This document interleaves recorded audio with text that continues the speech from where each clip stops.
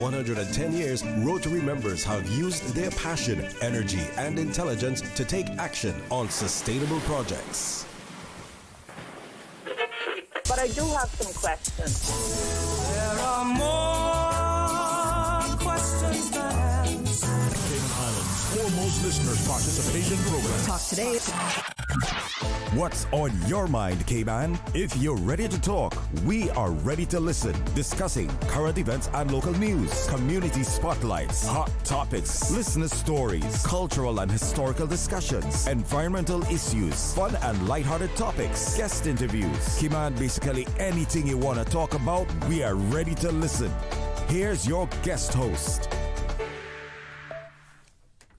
Good afternoon and welcome to Talk Today. I am your guest host, Orrett Connor, and my question to you is, are you prepared? Prepared for what? Please stay tuned and you will hear more about preparedness and Preparedness Month 2025. Don't change that dial. Talk Today. We'll be back shortly.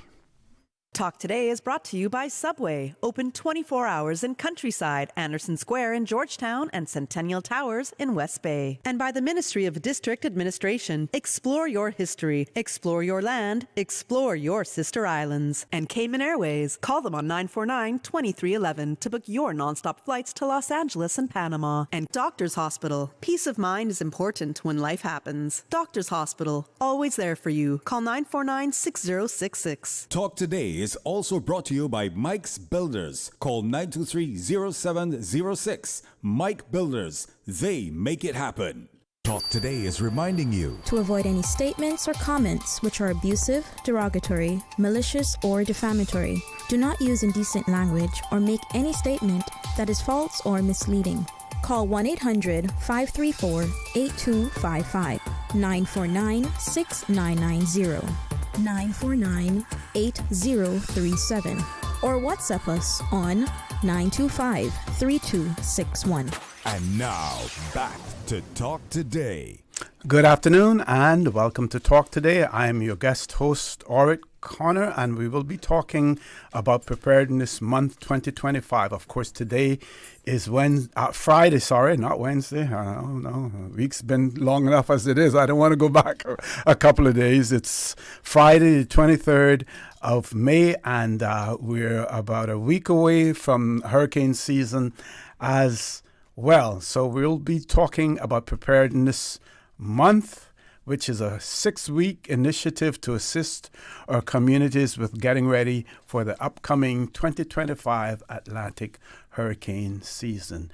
In the studio with me, we have Ms. Dympna Carton from Caymind and the Health Services Authority, and also Mr. Richard Smith from Hazard HMCI in the studio with us. Of course, the subject matters that we will be discussing this afternoon are mental health, also about becoming a CERT member, and we expect to have Mr. Reid in the studio with us shortly as well. We will also be discussing general preparedness tips also. So without any further ado, Ms. Carton and Mr. Smith, good afternoon. Welcome to Talk Today. Good afternoon and welcome. Thank you very much for inviting us in. Okay. Good afternoon, Mr. O.C., and thank you for having us. So we saw yesterday in the United States, I think it was NOAA, where the hurricane prediction came out, anywhere between 13 and 19 named hurricanes for the season. That's the prediction. At least 4 would develop into major hurricanes as well. And of course, because of the various cuts taken in the federal government, one of the things that they spoke about was the hurricane hunters and their ability to monitor storms because of the staff reductions, pilots, the availability of pilots and everything else. No doubt will probably impact or some of our ability here to get information that we would normally get from our partners in the United States as well. So at some point in time, we can talk about that as well. But I'm going to hand over to the mic to Richard at this point in time. Great, thank you very much. Well, welcome everybody. And today we're preparing for the 2025 hurricane season, which starts on the 1st of June. So it'll be coming up very soon on the horizon, and that goes all the way through till the end of November. And so now's the time to get prepared, really, not to wait till the last minute. So the general advice we give, first of all, we need to be thinking about where to shelter. So if we were to have a hurricane, start making plans now with your family. Are you going to stay in your own home? Now, if your own home is you decide that's not suitable, you may want to go and stay with friends and family. You've maybe got an apartment that's on a higher floor level and it's a more substantial building. Or you may have one of the private shelters linked to your work. Or you may want to use one of the public shelters that we have on the island. And all the details of our public shelters are available on our website, which is Cayman Prepared. So in terms of personal preparation, we need to think about making plans to look after yourself and the entire family for up to 5 days. And that means, first of all, thinking about drinking water. So we're looking at having 5 days supply with a gallon of water per person per day of drinking water. And that's a huge amount of water to get in. So if you've got access to the drinking water fountain containers, that's a good tip to keep those in. And just before we get informed of a hurricane approaching, you can then fill those up and have a supply of water. We also need to think about food. We may not have power, which means that our refrigerators won't work and there's no cooking facilities. So we need to think about getting food in now and having a good supply of food to last us through. And it needs to be non-perishable food, such as tinned food are ideal. And also, if you're a family, think about food that the children will actually enjoy, because it'll be a very long few days if the children aren't happy with your choice of tinned food. So get them involved. Also, you need to start thinking about battery-powered radios. So you can listen into the recognised sources of information, such as Radio Cayman and the HMCI website for up-to-date information. So you'll need battery-powered radios in case we lose the mains power. We'll also need to think about having a first aid kit there and having been prepared in other ways as well. You may not easily think of. So just for example, where are we going to park our vehicle? The chances are we could have some localised flooding, we could have a storm surge, and so that could damage our vehicle if it gets affected by the water. So thinking ahead of some higher ground to park our vehicle on. Also on vehicles, the gas stations will be closed during a hurricane, so we need to make sure our cars are filled up with gas beforehand. And a lot of the time, if we lose the power, we may also lose the power to the ATMs. So we may need to think about getting some cash out in advance to use during and after the immediate impact of a hurricane. Okay. Any advice, speaking about gas, about the storage of petrol as well? Some people may say, well, okay, I'm going to fill my tank up, but I have this extra container and I'm going to store it somewhere. Any safety tips in relation to something like that? Yes. As well as the batteries.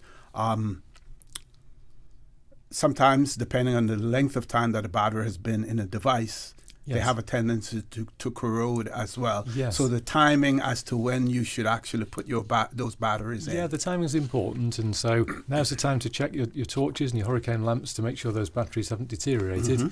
And if in doubt, do change them and get some batteries in now to last you through the season. In terms of gas and storing petroleum spirits, it's not recommended that we store them inside your home for obvious reasons. And remember, the biggest risk with with flammable liquids such as gasoline, it's the vapour that comes off. It's the risk. And so were you to store it inside, it's a build-up of flammable vapour could lead to an explosion, which is why we don't recommend keeping that inside. If you do need to store it, recommend plastic containers, but not inside the building Precisely. itself. Yeah. And of course, later on, then the use of generators as well, in the event that you have to use a generator. Yeah, and again, the main safety issue with generators is that if you use them in proximity to a building, then there's a build-up of carbon dioxide, which could lead to a poisoning. So they need to be kept well away from the buildings if they are running, to prevent that asphyxiation by carbon dioxide. Okay, can we talk about some of the activities that hazard management will be engaged in? For instance, tomorrow, Saturday, what's happening there? Yeah, so tomorrow, Saturday, we've got a team that are going to Cost You Less. They'll have a stall at Cost You Less between 9 a.m. and 12:30, and we've got stalls really encouraging people what to buy in terms of hurricane preparedness. So we're talking about the water and the food and anything else they should have stocked up. So we're giving advice on personal planning in terms of where the family should go and sheltering and the types of food to buy. It'll be quite a fun stall as well. We've got lots of giveaways. We've got a spinning wheel there that if it lands on a certain section and you're lucky, you can come away with some HMCI branded goodies. And also the Cost You Less have very generously put together a package of hurricane preparedness materials, and there'll be a raffle on the day, so you can put your name and telephone number down and you could win a load of hurricane preparedness goods. And we've been doing the same sort of event all the way through May and into the first 2 weeks in June at different supermarkets across the island. And so we'll have stalls there in the mornings for people to get advice in terms of preparedness. How important it is to sort of build this culture of awareness so that it isn't just for hurricane season, but in general. Yes. And how is it progressing? Are we seeing results of that? Yes, we are, and that's a really good question. I'm glad you asked that, because I think on the whole, from what we're seeing is that people are pretty much well prepared for hurricanes. We go through the season every year. Those who've lived on the island a long time have faced hurricanes, and they're very well prepared. What we're less prepared for, though, is what we call sudden impact incidents, and in particular I'm thinking of earthquakes and potentially tsunamis, and because they can happen anytime, as we know. It's not possible to predict an earthquake, so one could happen right now at this minute. And the thing to consider is, are we prepared for earthquakes and tsunamis on a personal basis? So if one was to happen in your workplace, would you know what to do? And so we've spent a long time going around all the schools and lots of the businesses. So far this year, we've given advice to over 2,000 people in almost 40 different organisations where we've been in to give talks. And the general advice, if an earthquake happens, as soon as the building starts to shake, is drop, cover and hold. And that's international guidance. And by drop, we mean drop to the ground. And the reason we drop to the ground is that the earth will be shaking so much you wouldn't be able to stand up, and you could end up being thrown to the ground, in which case you could injure yourself, a broken wrist or a broken elbow. The cover, we take cover under something substantial, something like a table, and that's because although the buildings are built to a really good standard here in terms of earthquakes and hurricanes, but the internal fixtures and fittings will come crashing down, and so you're much safer underneath the table. And the hold part comes on is that we hold onto the table leg, because just when we've got ourselves safe, the table could start to vibrate and bounce out of the way, leaving us exposed. So that's in terms of in the workplace or at school. Okay, we're going to take a commercial break, and we will be joined in the studio. And I sort of kicked it off talking about the predictions about hurricane, but we will have one of the experts in the studio with us, about that as well. And of course, we will be talking about mental health issues later on. So important, so very important. And Ms. Carton has so much information to dispense to our listening and our viewing audience. So don't change that dial. Talk Today. We'll be back shortly. Stay cyber secure with Cayman National. Here are a few tips that will benefit you. Ensure to log out completely when you finish any online banking activities. Be aware of phishing attempts and only click links from trusted sources that are sent from your device through emails and messages. Remember, Cayman National will never ask you for your credentials.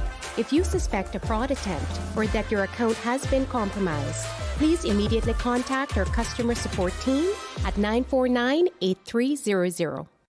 Accidents and illnesses can strike without warning.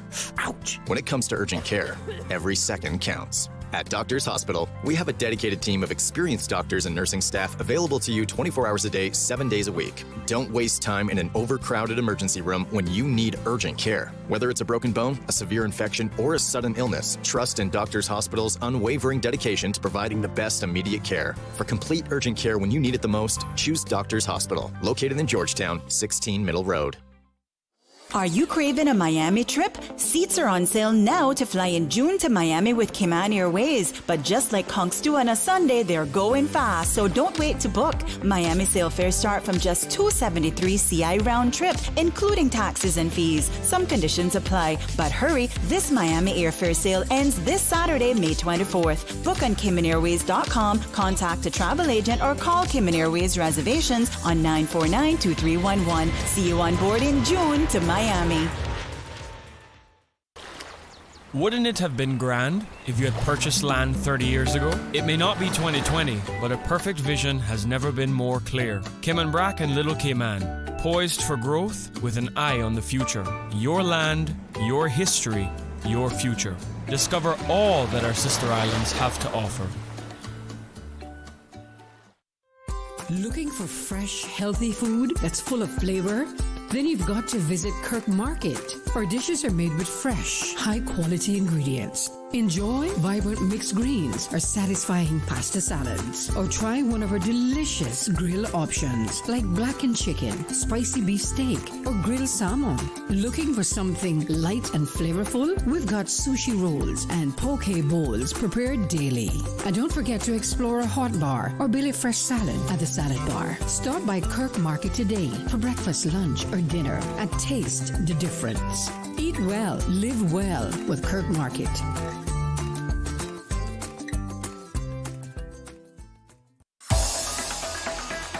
Radio Cayman's Talk Today.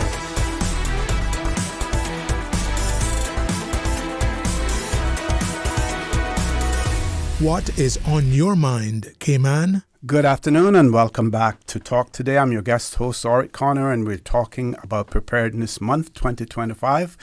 It is also noteworthy that Preparedness Month 2025, a 6-week initiative, as opposed to just 4 weeks, and that is done to assist our communities with getting ready for the upcoming Atlantic hurricane season. We have been joined by a representative from the Cayman Islands National Weather Service, as well as Mr. Daniel Reid from of CERT, CERT, and I'm going to have both of them introduce themselves. We'll have Mr.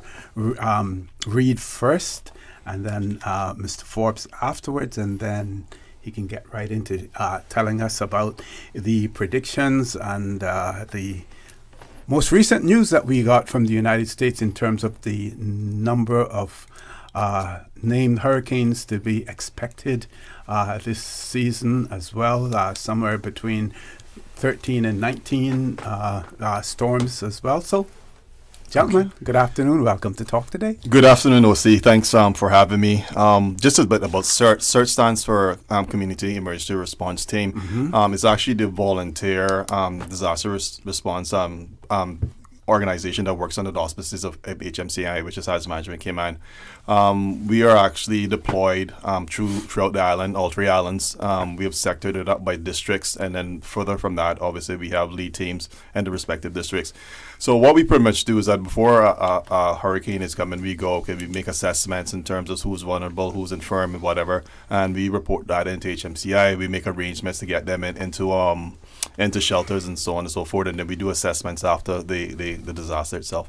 So that's pretty much a small synopsis of what we do, and I can explain a bit more later. Excellent. And good afternoon, everyone. I'm Kerry Powery. I'm the Chief Meteorologist with the National Weather Service. There's also a young lady named Kerry in our office, and she's Miss Forbes. Forbes, yeah, that's right. I got it all wrong. I mixed it up there. My apologies. No problem. I mean, we have actually another Mr. Kerry in the office, and he's our technical manager. So there's a bit of confusion sometimes when you ask for Kerry in the office. But yes, Mr. Connor mentioned the average put out by the NOAA. Mm-hmm. And the National Hurricane Center, which again kind of above the averages. And for reference, your averages are 14 named storms, 7 hurricanes, and 3 major hurricanes. Again, reflecting back on last year, we had 18 named storms and 5 major hurricanes. And of those 5, three kind of passed or generated around our area. We had Beryl, the fastest to be a Category 5 early in the season. Then we had Helene that formed as a potential potential cyclone before veering to the west of us. And then we have Raphael that affected the sister islands late in November. So we started out early and we went almost right down to the end of the hurricane season.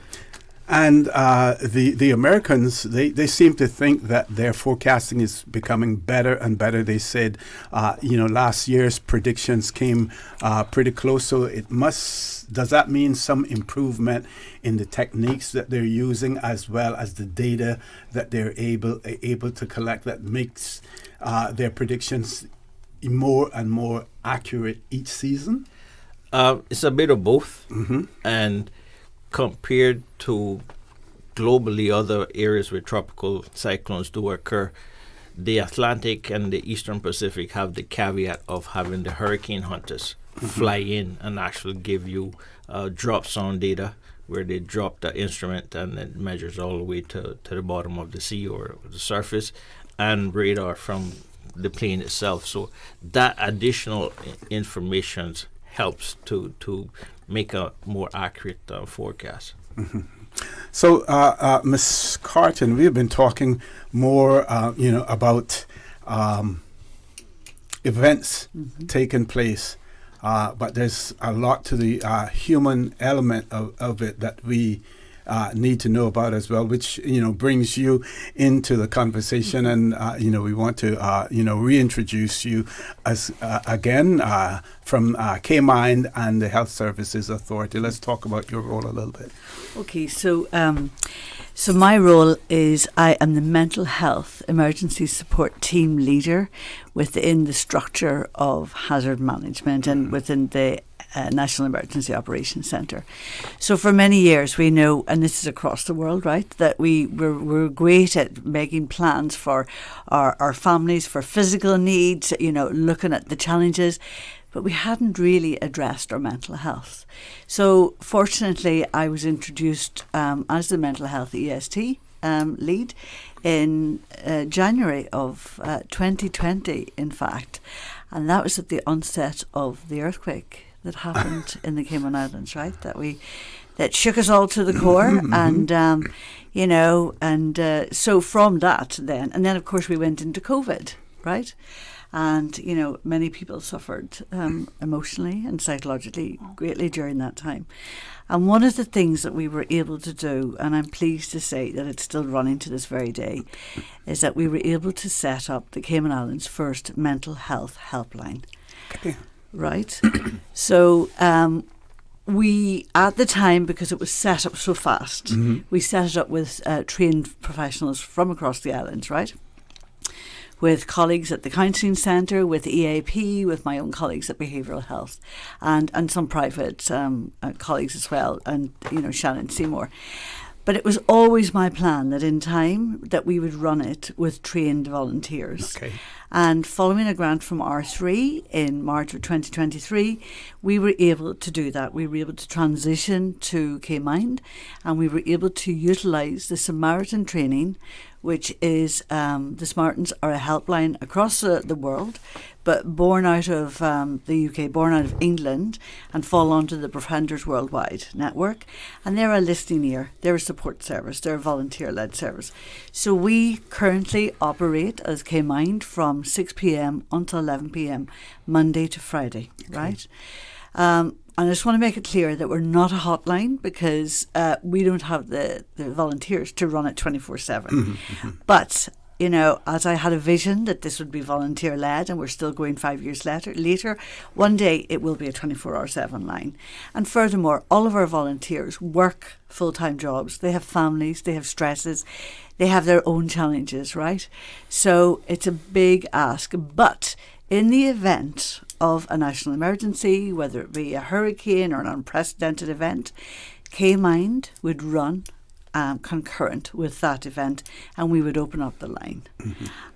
So with all of that being said, we want to try and mitigate not just the challenges that we might face with our homes, with our infrastructure, but also with our mental health needs, because we know that forewarned is forearmed, right? Or forearmed is forewarned.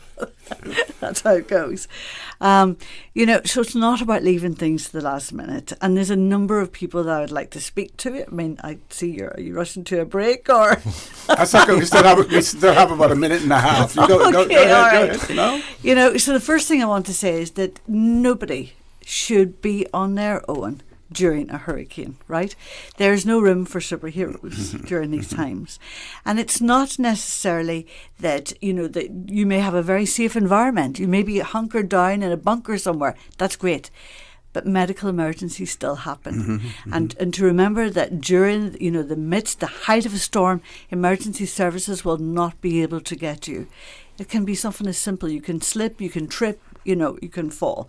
But furthermore, none of us know how we're going to react during these situations. We all think that we're very strong, we're very robust, we've been through this in the past, we'll be all right. No two storms are ever the same, and people age and we change, and other events have happened in between that may have caused some cracks in our emotional and our psychological well-being, right? This is life. Life can be stressful. So I would urge people not to be on their own. And therefore, it's very important for new people to the islands who have never gone through anything like this before, that they speak to colleagues, they speak to friends, they listen to advice that, the hazard management is handing out, and that they seek support. Is it normal to feel overwhelmed by these situations? Yes, it's completely. And we should do, right? Because, as a great example, OC, I remember in 1998, in October, I think, when Mitch was coming, right? And in those days, I certainly was new to the island, right? But I remember there was tremendous excitement, right? Everybody thought it was amazing. Look at the scenes, people were out. We were very fortunate in Mitch, right? That we did have damage, I know, but not to the extent that we had 6 years later when Ivan came. And a lot of people suffered greatly emotionally and psychologically because they weren't prepared. And then that has a knock-on effect within their relationships, their work, their home life. So it is right that we should feel a degree of, concern, because we need to be prepared. And whatever we can do to prepare prior to the onset of an event will help us in the aftermath. And also it's important because we don't want fear and frustration and anxiety to cloud judgment making, right? And sometimes there are important decisions that have to be made in the midst of all this. But there's a group of individuals I'd like to speak to ensure that they're cared for, and we can talk about that after. Okay, so we're going to take this commercial break, and when we return, we will speak directly to those groups of individuals that Ms. Carton spoke about as well. Don't change that dial. Talk Today. We'll be back shortly. Hungry? Need Subway any time of the day? Yeah. We've got you covered. Subway at Anderson Square, Centennial Towers, and Countryside Shopping Village is open 24/7, serving up fresh, delicious subs anytime you need them. And for your weekend cravings, West Shore Center is also open 24 hours on Friday nights and until 1 a.m. on Saturdays, because it's never too late for a great meal. Skip the line and order ahead with the Subway Cayman Islands app, or get your favorites delivered straight to your door with Bento and Let's Eat. Fresh, fast, and always here when you need us. Subway. Eat fresh. Did you know that Doctors Hospital provides urgent care services 24 hours a day, 7 days a week? And Doctors Hospital's urgent care physicians have access to the most advanced MRI and CT imaging in the Caribbean, providing reliable diagnostics when you need it most. When you need quality urgent care for an illness or injury, Doctors Hospital is here for you 24/7. Whether it's a migraine, chest or abdominal pain, shortness of breath, broken bones, or another urgent need, Doctors Hospital at the top of Walker's Road. Urgent care right now. Stay cyber secure with Cayman National. Here are a few tips that will benefit you. Ensure to log out completely when you finish any online banking activities. Be aware of phishing attempts and only click links from trusted sources that are sent from your device through emails and messages. Remember, Cayman National will never ask you for your credentials. If you suspect a fraud attempt or that your account has been compromised, please immediately contact our customer support team at 949-8300. The best foundation you can wear is glowing, healthy skin. The offices of dermatologist Dr. Wayne Porter specialize in enhancing your skin's well-being. Whether you're seeking advanced skincare, including any skin cancers, Botox, filler, cosmetic skin enhancements, or simply looking to reduce wrinkles, Dr. Porter offers a full-service dermatology and dermatological surgery practice. For more information, email drportercayman@gmail.com or call 946-9020. That is 946-9020. You heard that the VEG program taking applications again? What that is? VEG, man! The Minister of Tourism's program that helping Caymanians create new tourism products and services. Oh, I had heard about that, yeah. My friend was one of the successful applicants from the last round. I might apply for that still. Nothing wrong, child. After you got great ideas for things tourists would love to buy, try so check out the website rcayman.ky/VEDGP for more information and apply. I going to do that right now. Radio Cayman's Talk Today.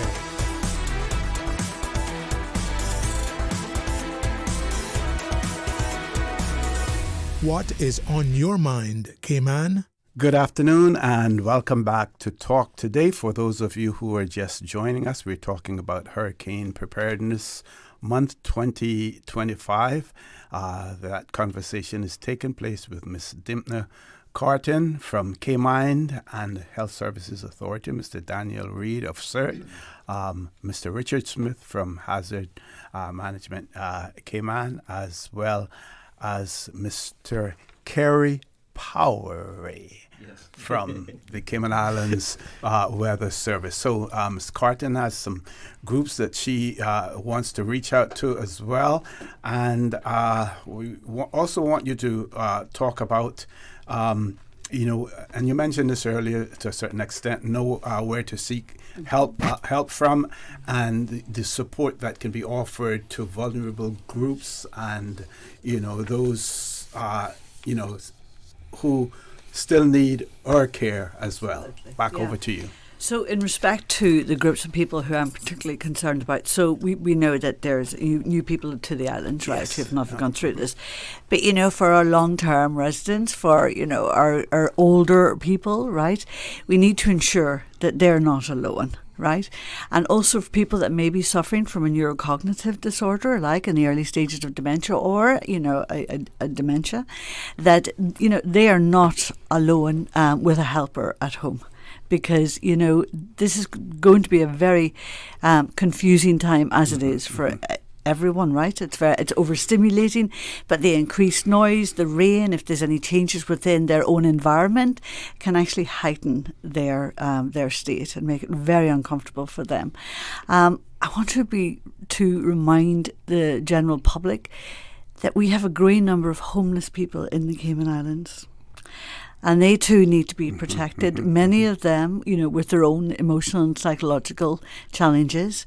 If you know someone, if they're a friend, if they're a family member, please encourage them to seek shelter, either to take them in with you or to go to one of the many hurricane shelters across the island. And that would include people who are living out of their cars as Absolutely, well, their vehicles. Indeed. And furthermore, children, right? So we need to start talking to children very early on, because this is something we know happens every year. So build it into, make it a hurricane tradition, that you start talking about it early on. You prepare, your home, you prepare your bags, ensure that they're part of that preparation. Give them some control. Essentially, when people feel that they have control, it allows everyone, to be able to better cope, all right? And don't make false promises. Don't say, that we don't know what will happen, but we need to ensure that they are aware. I would also say that for children who are perhaps living in separate homes from their parents, so there may be shared custody or whatever, that the parents think particularly about what is the best in terms of support for the children, and how, again, because, we know that the more we can prevent worry and anxiety and the separation issues, the better people and the better children will cope in the long term. Also to be reminded that, if there's anybody out there who's, in the last trimester of their pregnancy, that again, think about where you should go, because it's not just in the storm itself, it's the aftermath. And if there's serious damage to infrastructure, to roads, and you're not able to get to the hospital.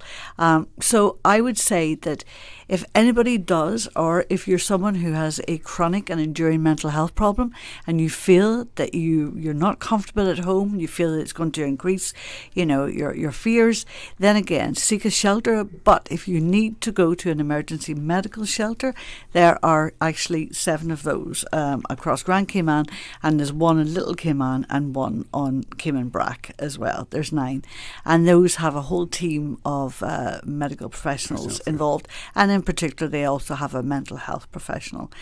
But the great thing about Caymind is that, we will be there. We will be there with you. And if you have any concerns, if you're alone, and we've had this in the past, we've had elderly people who will ring up and they'll say, we're okay right now, but we just wanted to check that this number was working. If we need the support, if we need someone to talk to, you'll be there. We've had people who have been on their own, who have never experienced anything like it before, or the other group that we can't forget about too is maybe people who've been recently bereaved. And their whole home structure has changed, right? And that could be a husband or a wife, it could be a parent, it could be a child. Going through a bereavement is tough at the best of times. But to face these things for the very first time on your own, without your support, with your personal champion, it's going to be even more difficult. So please be mindful of that.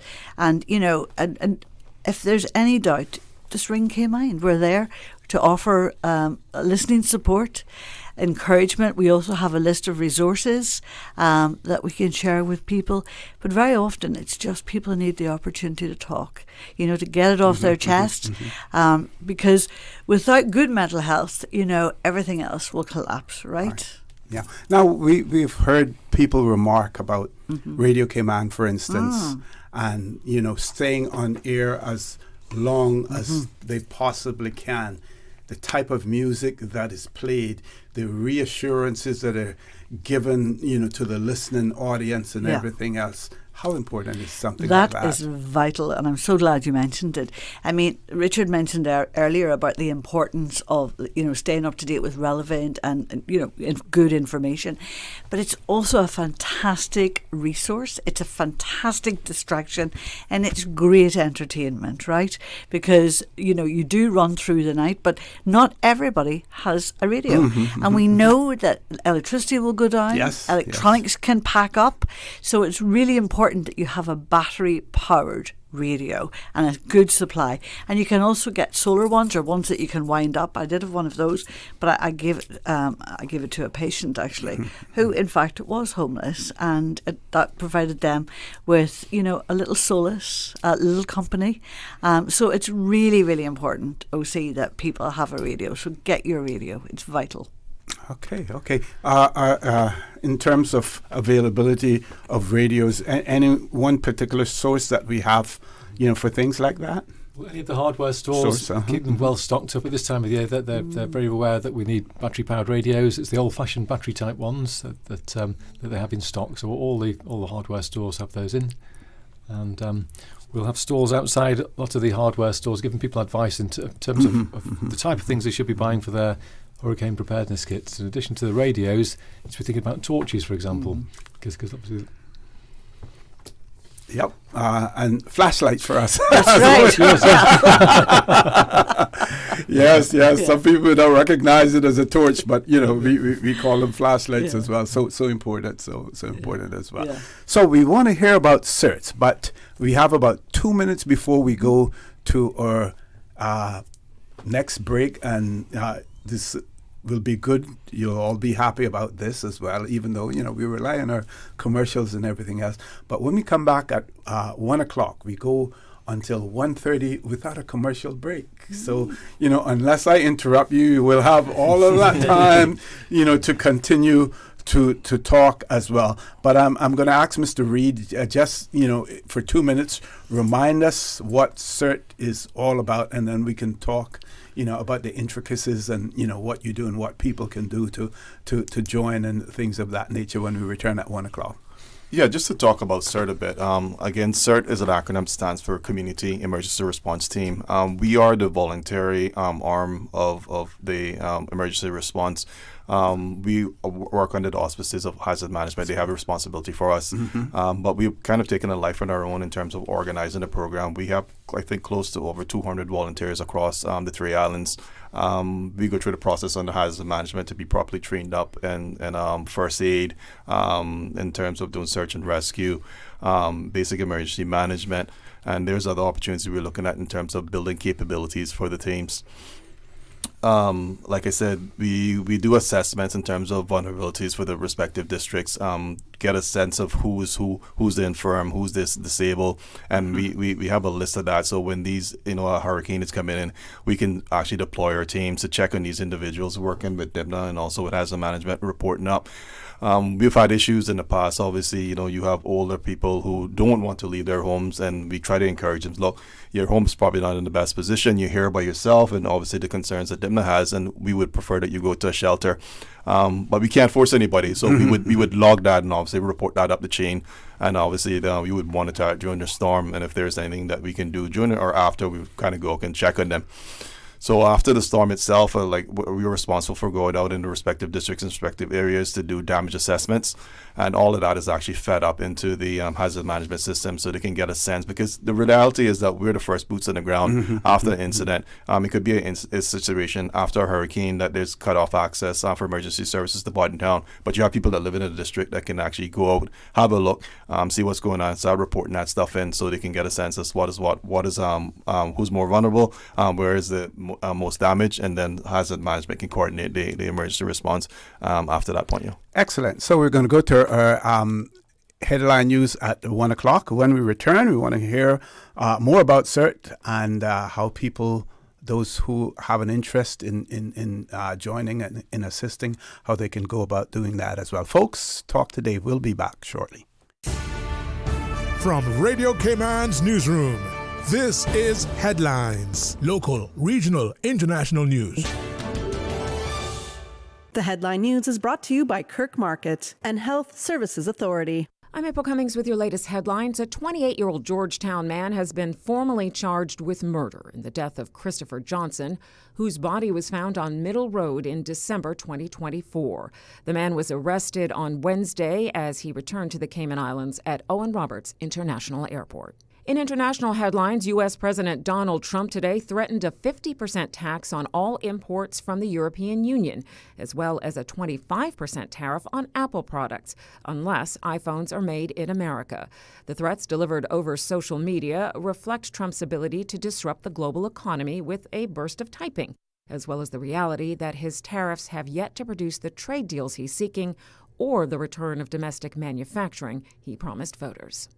Russia and Ukraine began a major prisoner exchange today, swapping hundreds of soldiers and civilians in the first phase of an exchange that was a moment of cooperation in otherwise failed efforts to reach a ceasefire in the 3-year-old war.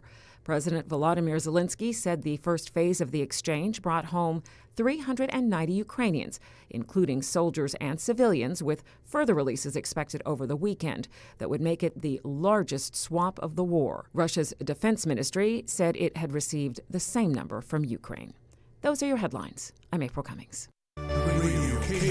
More news available at www.radiocayman.gov.ky. Check out our social media pages: Facebook, YouTube, X, formerly Twitter, Radio Cayman Headline News.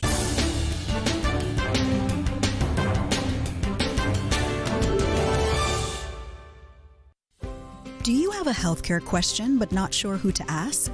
Contact HSA's Patient Call Center to speak to one of our experienced clinical team members. We are here to answer your questions and help guide you through your healthcare journey. Need to make an appointment? Our team can help.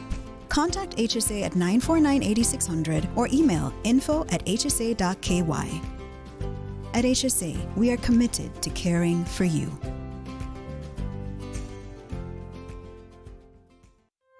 Looking for fresh, healthy food that's full of flavor? Then you've got to visit Kirk Market. Our dishes are made with fresh, high-quality ingredients. Enjoy vibrant mixed greens or satisfying pasta salads. Or try one of our delicious grill options like blackened chicken, spicy beef steak, or grilled salmon. Looking for something light and flavorful? We've got sushi rolls and poke bowls prepared daily. And don't forget to explore a hot bar or Billy Fresh salad at the salad bar. Stop by Kirk Market today for breakfast, lunch, or dinner and taste the difference. Eat well, live well with Kirk Market.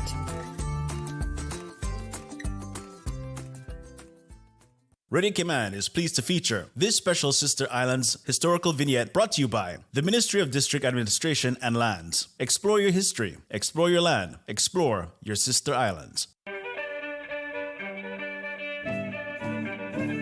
Born September 25th, 1947 at Watering Place, Cayman, Royce Adolphus Dilbert was the firstborn son of Helen and Grace Dilbert, née Tibbets. Like many of the men of his time, he spent many years at sea. During his breaks from sea life, Mr. Dilbert employed his diverse skill sets. He worked at Alfred Scott's block factory as a mechanic with Eston Scott, and his uncle Bergman Dilbert performed dynamite blasting in Cayman Brac with the late Reverend Lee King, as well as worked at MRCU in Grand Cayman. He was also an entrepreneur selling fruits, cars, and tires, and painted and repaired vehicles. His mechanical skills proved immeasurable when in 1979, working in the Campeche Bank oil field, Mexico, his ship was chartered by Halliburton to supply material to cap the exploratory well which blew out in Mexico's Bay of Campeche. In 1981, he retired from sea and took employment with the Cayman Brac Power and Light Company as chief engineer, where he remained until his retirement in December of 2018.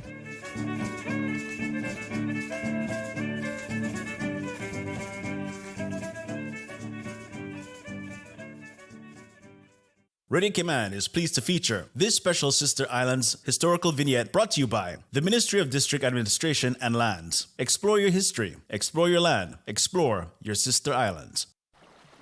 Explore your history, explore your land, explore your Sister Islands, the ultimate staycation experience. Your culture, your freedom, the land that time forgot isn't gone. It's your Sister Islands. Discover all that our Sister Islands have to offer. Radio Cayman's Talk Today.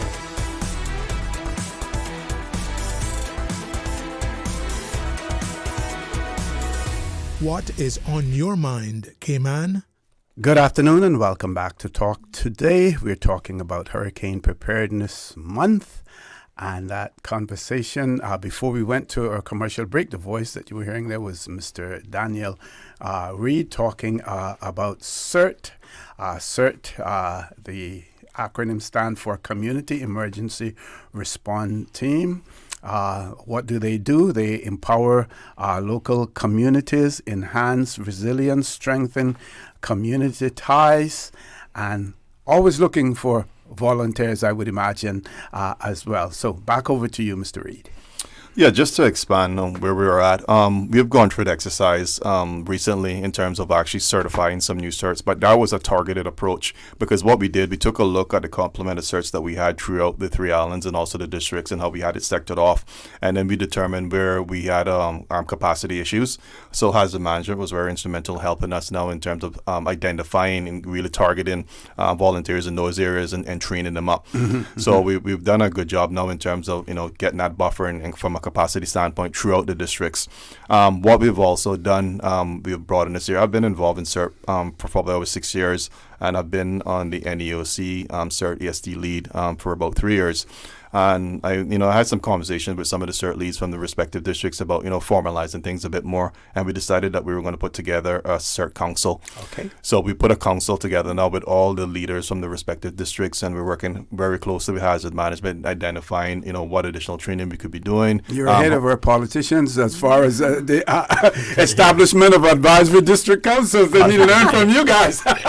I'll stay away from that one. I couldn't resist the temptation. Yeah, we have a CERT council. I don't know what any other council, but But yeah, we have established CERT Council, so we have a formal board that we have set up. We have all the leaders from respective districts on that board, and we're putting committees together in terms of what we're going to look at in terms of training, what we're going to look at in terms of what the strategic plan is for the 5-10 years down the road. So we become very formalized, and like I said, as a management, we have their full support. We operate under them, and like I said, we continue to grow the program. And like we look at it now from not only from an operational reactive standpoint that every time there's a hurricane we scramble and get together, but we're more strategic in terms of how best we can assist our emergency services and includes it as management with boots on the ground. We're in a unique position, like I said, because we are actually the volunteer arm of emergency services, and we have complemented people in every district and every sector, but we're still definitely keen to recruit people. What we will do, look at now after the hurricane season, because we have our people trained up and we want to work with what we have, because they have to go through a formal training process, and that is spearheaded by hazard management. We get fire service, and we get people in from the regiment in terms of training. So the training is very robust, and it's very comprehensive in terms of getting their skills up to date. So we'll look at now after the hurricane season to probably do some road shows where we would actually go to the various districts and just to talk about CERT, and people are interested at that point in terms of bringing people on board, then we would look to do so. Yeah. Okay, Richard, you want to add anything to that? We heard hazard management being mentioned quite a bit in there, and of course you overseeing a part of that as well. Yeah. Yes, hazard management are immensely grateful for all our volunteers in CERT. As Daniel said, we have over 200 volunteers, and we are still keen to recruit more further across the island. So this year we did an audit of the existing members and looked for areas where we try and recruit. We've run 2 full courses this year, and an extra 20 on each course have joined our cohort of volunteers across the islands. We are particularly keen to recruit in Little Cayman at the moment. That's one area where we're particularly, so if any listeners in Little Cayman would be interested in joining, you'd be very welcome. Now, the type of people we like to volunteer are the type of people who would be active in the community anyway. Even if we had a hurricane, these people would be out there assisting their neighbours and their friends and their communities. All we're doing is really providing a structure and some formal training for them to work to, and really embracing those people and helping them to help their community. The type of commitment we'd be looking for, the initial training course is 16 hours, so we sometimes deliver that course over a weekend. So they could do 2 8-hour days, or we can be more flexible and deliver that over 4 evenings, as we've done when we did the training in Cayman Brack. And the type of subjects we'll cover is disaster preparedness and disaster management.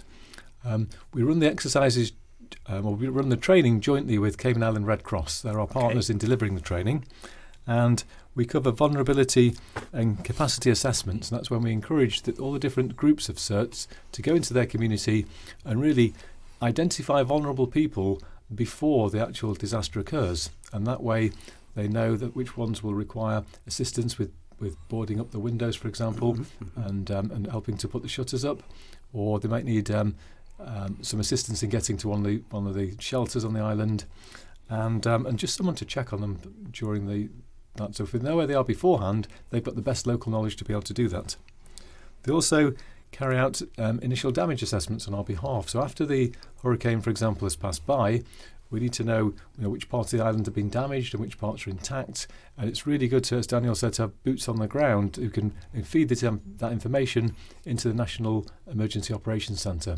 And that way we can redirect our resources on the island to where it's most needed and to the people in greatest need.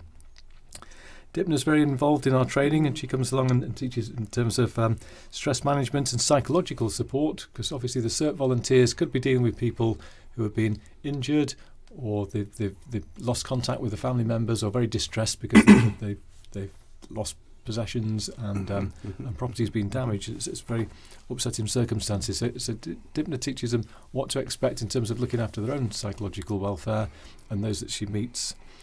We cover deployment and how they'd be deployed. We've got a structure to work through, a command structure and radio procedures. And we also involve another partner from Cayman Islands Fire and Rescue Service, and Rodney Rivers is very proactive and does some great training there using live fires, because they get to use firefighting equipment as well, which is a good part of the training. So once the initial 16 hours has been completed, the next thing we do with the CERT volunteers is they receive darkness to light training, which is child protection and welfare training, which is really important. Yes. and lots of those are online or can be delivered face-to-face, those courses. And finally, the final part of the course is a one-day first aid course that's delivered by Cayman Island Red Cross. And so be qualified first aiders as part of the course.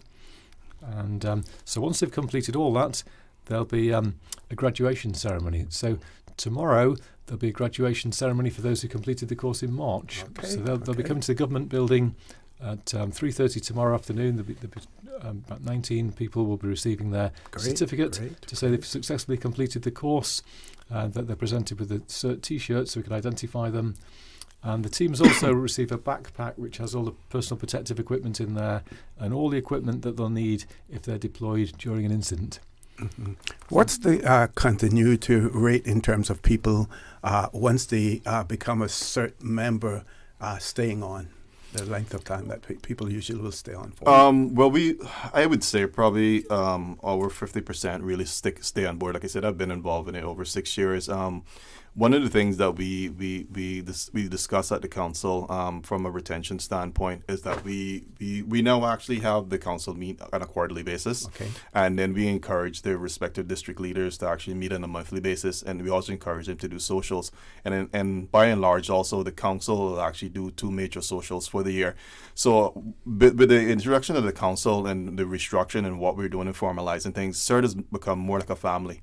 And we're really pulling together, and like I said, with the constant contact now in terms of the quarterly meetings, the monthly meetings, and the engagement, and so on and so forth. It's doing wonders in terms of the retention, the excitement, the enthusiasm about staying with the program and moving things forward. Ms. Carton, I see, if it's not already, then it probably is, the possibility for collaboration between the CERT teams and your organization, because they're so close to the community. They know everyone in the community, so they would also be able to identify those persons who are likely to be, by themselves and maybe vulnerable and stuff. Can you speak to that? Yeah, absolutely. And are people who are living in less than purposeful environments. Yes. And they may not necessarily be homeless, but they're already living in very fractured structures.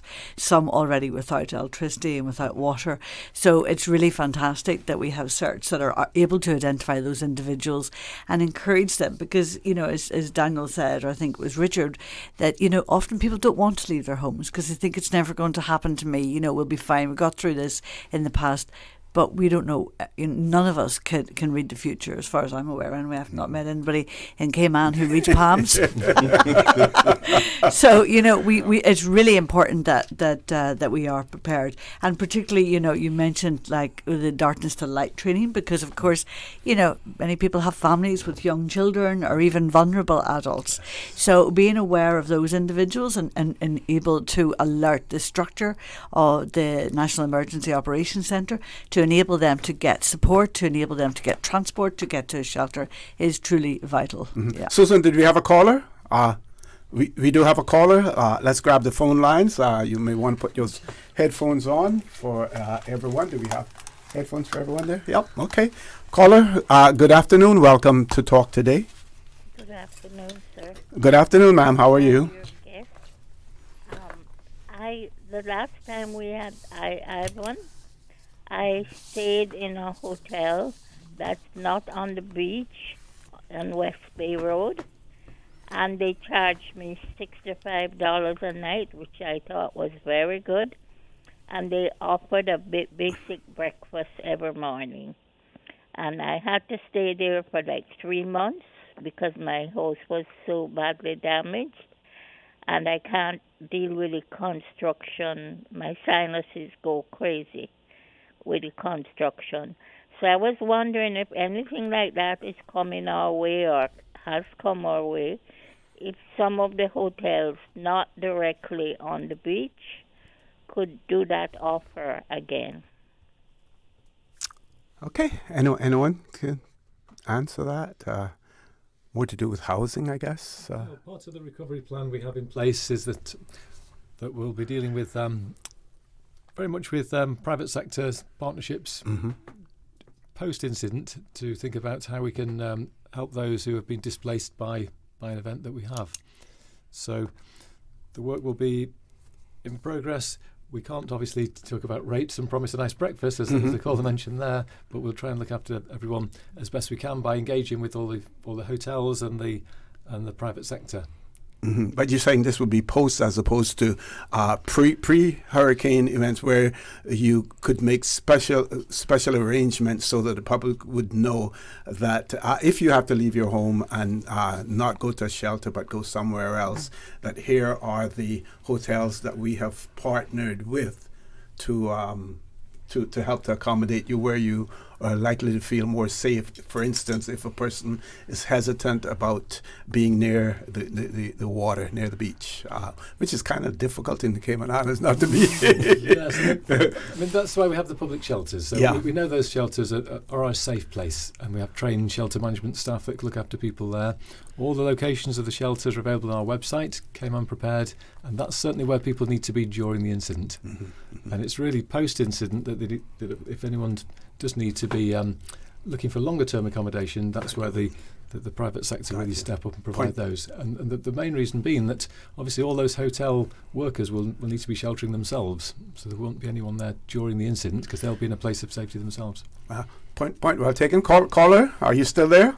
Yes, I'm telling you about what happened. It's for real. Okay, I did it, and it was good. And your experience was you had a good experience with what you yes, good. Calm and quiet and safe, and everybody was nice to me. Thank you. Thank you very much. And you may want to give your personal stamp of approval, and then you spread the word to your friends, family members as well, in that regard. Okay. Let's go back to our National Weather Service and, talk about the advice that you want to give to our audience. Sources that they should rely on in terms of the information, local sources as opposed to external sources. You have information coming from all over the place, family members sharing this information with other family members, they sharing it, to friends as well, and the message can sometimes become convoluted as well. Yeah, that's more of a problem now. We have a lot of social media weathermen out there, and their aim is different from ours. Essentially, they generally sensationalize the weather. They're not being inaccurate, but the interpretation could be inaccurate, so to speak. And it becomes problematic. And then we have, the sharing of images. You got to be careful with that as well, because it might be the right message, but it's a timestamp message that's a day or so ago, so it adds confusion to the information being shared. Again, the National Weather Service strives to provide the best data for the Cayman Islands. We are here, we understand what's going to happen, we know the risk, and we lived through the risk before with the past storm. So we try to provide the best, as most insightful data or information forecast for the public. So I'm not saying don't use the social media, but use it wisely. Again, get the general information, but hone into local media, National Weather Service, HMCI, and use the official channels, government channels, to get the accurate data, how that is likely to impact me. And the decisions, the forecast that we provide it to the government for them to enact activities. So if we put it this way, it's easy for you to say it's going to rain or it's not going to rain if it's not affecting anybody. But once you have to affect the pocket of somebody, those decisions are being taken very, very seriously. So we're dealing with the government. They have to enact things. They have to shut down the country and lose out millions of dollars, finance sector or whatever. And they have to put other sources, put people at risk to help protect the general public. So our information is more tailored, more, I don't want to use the word precise, but more specific to the Cayman Islands and its vulnerabilities and its risks. So always refer back to your local government official media, National Weather Service, HMCI, gov.ky as your official sources to make your informed decisions. Again, we spoke to planning, and that takes in consideration. You'll hear these stuff from social media, which is fine, but those you could take with a grain of salt and say, okay, this is likely to come, and you could perhaps take some of those plans that you have and put them into action, so the anxiety don't build up by the time you're faced with a crisis. So to me, that's how social media perhaps should be used, and rely more specifically for local tailoring weather information to be more proactive in your decision, and more assertive in your decision making to implement in your preparedness plans. And Richard, as far as hazard management is concerned, I mean, you have your flood maps and things of that nature. You know where flooding is likely to take place, other things. So again, the importance of persons listening to what's coming out locally, because we have the expertise here and we have the information in relation to what the local conditions, like Mr. Powery, spoke to. Yes, I fully agree with Mr. Powery on that issue. We've got to be very careful in terms of fake news and over-sensationalisation of certain material that comes out. And we just recommend that people use all the official sources. So tune into Radio Cayman, look at the Cayman Islands Weather Service, and look at HMCI and official government sources of information. And that will be very localised, correct and time-stamped and timely, safe information to use. Okay, this one I'm going to throw out to everyone around the table. We, of course, have new arrivals in the Cayman Islands every day.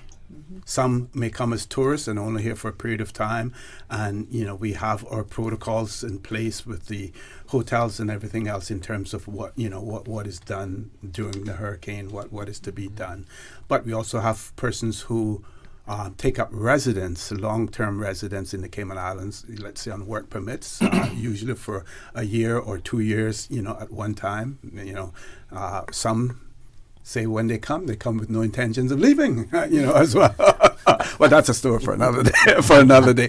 But the whole idea is getting the message, out to them, especially if they have never experienced a hurricane before and are coming, from a geographic area where hurricanes are not necessarily, prevalent.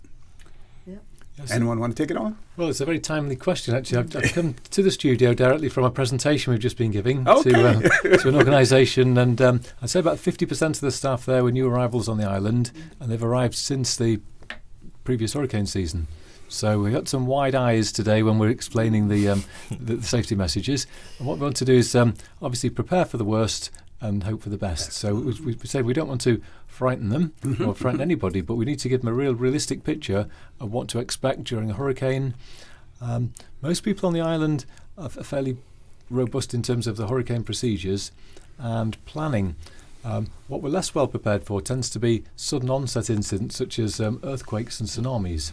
And so with the messages we've putting out, and certainly the public education messages now, we've been focusing more on the earthquakes and tsunamis in addition to the hurricane preparedness as well. So the new arrivals on the island, that message is starting to spread.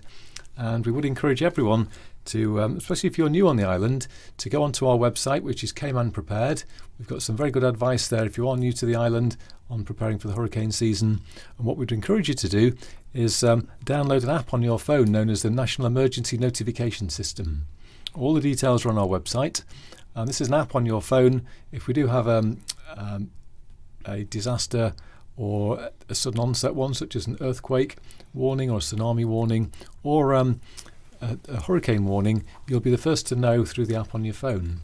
So even if your phone is on silent, you'll get an audible alert, and you get messages in terms of the stages we're up to with hurricane planning, and most importantly as well, the all clear message at the end. We'll know when it's safe to go out. That's one really important message for everybody, really, that during one of these incidents, you must wait for the official all clear, before you do go out again. It's very tempting to think the storm's now passed and it's all safe, but there's a huge amount of work goes on by the emergency services and on behalf of the government to make sure that it is safe for everybody before we issue that all clear. But something that is really important Sure. is that this is for anybody who's new to the island or current resident. We all have a number of numbers on our cell phones, right? How many people remember, a number of a sibling or a parent? We don't have it, and particularly if you're coming from overseas. Please share those numbers with someone that you trust. So in the event of something happening, they are able to reach out to a family or whatever, or, family can reach somebody else if they can't get to you. So it's not just important to share it with people on the islands, but also if you're from overseas, make sure that there's contactable numbers that they can reach you on, because this is something that was very evident during Ivan, right? And for people, and I remember I happened to be in Ireland, actually. Very embarrassingly. But I wasn't here at the time of Ivan. I just left the island 2 days earlier when they said that Hurricane Ivan poses no threat to the Cayman Islands. Anyway, but what I was doing was I was able then to contact people at home who were, had Irish friends, family, parents or whatever, and was able to sort of support them, and those families, because it's anxiety provoking for people here, but also for people overseas. I mean, it does a whole knock-on impact, really. Just to add to that. Yeah. The margin of errors back then was much larger than they are now. Yeah, and I'm not saying it was not the National Weather Service. Yeah. So there've been some great improvement, even from last year. The cone of error, or the chances of the storm staying within 66% of that cone, is down, decreased by at least roughly 5% compared to last year. So that gives a little more confidence in the science that we have. But back in the day, we used to have a saying that if the storm says you're going to hit in 3 days, don't worry about it. But now it's getting to a point that if it says you're going to get it in 5 days, look out for something. So more accurate. So we're going to take a commercial break. When we return, the conversation will continue. Please stay tuned. Talk Today. We'll be back shortly. Accidents and illnesses can strike without warning. Ouch! When it comes to urgent care, every second counts. At Doctors Hospital, we have a dedicated team of experienced doctors and nursing staff available to you 24 hours a day, 7 days a week. Don't waste time in an overcrowded emergency room when you need urgent care. Whether it's a broken bone, a severe infection, or a sudden illness, trust in Doctors Hospital's unwavering dedication to providing the best immediate care. For complete urgent care when you need it the most, choose Doctors Hospital, located in Georgetown, 16 Middle Road. Are you craving a Miami trip? Seats are on sale now to fly in June to Miami with Cayman Airways. But just like Conks do on a Sunday, they're going fast, so don't wait to book. Miami sale fares start from just $273 CI round trip, including taxes and fees. Some conditions apply, but hurry, this Miami airfare sale ends this Saturday, May 24th. Book on CaymanAirways.com, contact a travel agent, or call Cayman Airways reservations on 949-2311. See you on board in June to Miami. Stay cyber secure with Cayman National. Protect your computers and mobile devices with security software to defend against cyber attacks through viruses, malware, and other online threats. Be aware of unsecure Wi-Fi connections when in public. If you need to access your online banking or sensitive information on your mobile devices, try disabling the Wi-Fi and switching to data from your mobile network. If you suspect a fraud attempt, please contact our customer support team at 949-8300. You heard that the VEG program taking applications again? What that is? VEG, man! The Minister of Tourism's program that helping Caymanians create new tourism products and services. Oh, I had heard about that, yeah.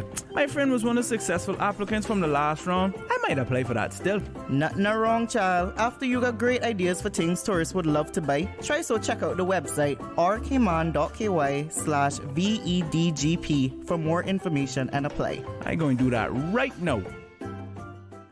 Cayman Art Week is back from Tuesday the 20th to Sunday the 25th of May. It's a fun-filled program of art events, pop-up exhibitions, open studios, and late opening hours at galleries and venues across all 3 Cayman Islands. Visit at your own pace or join one of our district bus tours with a new route added this year in Cayman Brac. All events are free and open to the public with art on sale for every budget. For all the latest, visit CaymanArtWeek.com. The Economics and Statistics Office is currently conducting the annual business surveys until June 13th. The surveys collect information to answer questions like, how did the economy perform in 2024? In 2024, how much did foreign companies invest in the Cayman Islands? The surveys include all relevant entities that produce goods and services in the Cayman Islands. The surveys are confidential under the Statistics Act and are exempt from the Freedom of Information Act. Your response matters. Do your part. Fill out and return your survey forms to the ESO. Remember, better data, better decisions, better business. For assistance in filling out the forms, or for more information, visit eso.ky or call 244-4676 or 244-4600. Radio Cayman's Talk Today.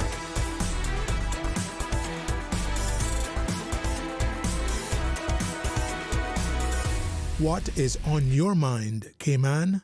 Good afternoon. Welcome back to Talk Today. We're talking about Hurricane Preparedness Month. This conversation is going to continue at least until 2 o'clock, but some of our panelists will have to leave a little bit early. Mr. Reid, has another commitment as well, so we're going to go back over to him as the CERT lead here today. And we spoke about new arrivals on island. Visitors, but you may have someone who's a new arrival in the community, maybe living on island but moved somewhere else, and maybe the neighborhood that they live in, some of the neighbors will go and welcome them into the community, welcome, maybe take I guess in America they would take an apple pie or something like that, right? In Cayman, I'm not sure what they'll take. A plate of turtle meat, maybe. But